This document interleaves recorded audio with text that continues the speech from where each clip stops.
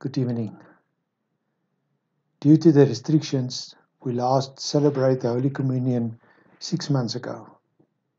As with many things, the lack of and reflection on how to possibly celebrate communion in these times forced us to rethink the essence and the meaning and the proper use of the sacrament of the Holy Communion. This week's evening talks connect with the topic and serve as preparation for the celebration of the Holy Communion, Lord willing, this Sunday, to be passed over by the Lord. Grace is not just about getting something that you do not deserve. It's also about not getting what you do deserve. We do not always think of the meaning of communion in a sense of commemorating that we did not receive, even though we deserve something. When Moses and Aaron gives the precepts for the Passover, we read from Exodus 12, verse 21 to 28. Then Moses summoned all the elders of Israel and said to them, "Go at once and select the animal for the families and slaughter the Passover lamb. Take a bunch of hyssop, dip it into the blood in the basin, and put some of the blood on top and on both sides of the door frame.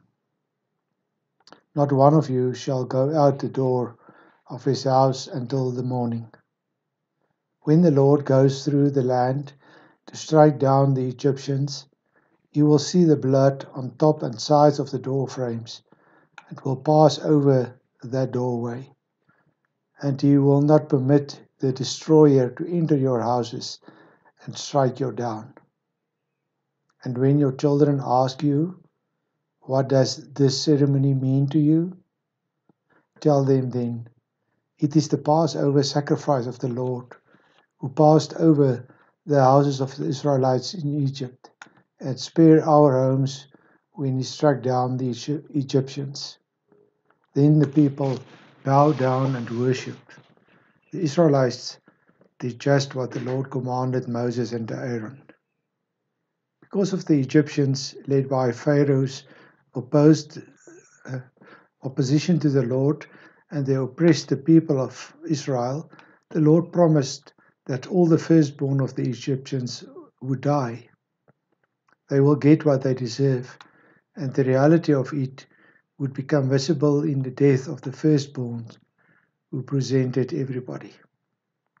The interesting thing is that this death would apparently also hit the Israelites if they did not smear the blood of the sacrificed lamb on the door frames. Indeed, Israel was not innocent of God. Their pettiness and rebellion against God ran like a thread throughout the whole story. In his righteousness, God also had to punish their disobedience and resistance, like that of the Egyptians, with death. Yet there is an exception. If they smear the blood of the lamb on the door frames, they will be overlooked. The blood of something else, a lamb, had to flow in the place of the Israelites who deserved death. And this is grace. In his judgment, the righteous God passes by people who deserve death. He skips them.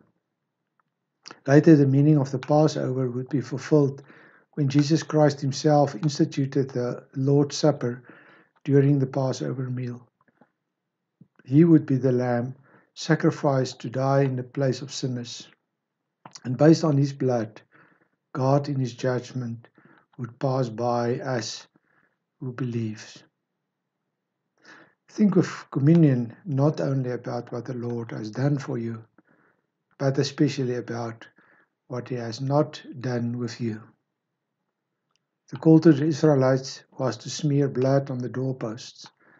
The command for us is to believe in Jesus Christ. It is by faith that we today share in this oversight of God. He looks at us through the blood of Christ, and then he passes by in his judgment. Good night.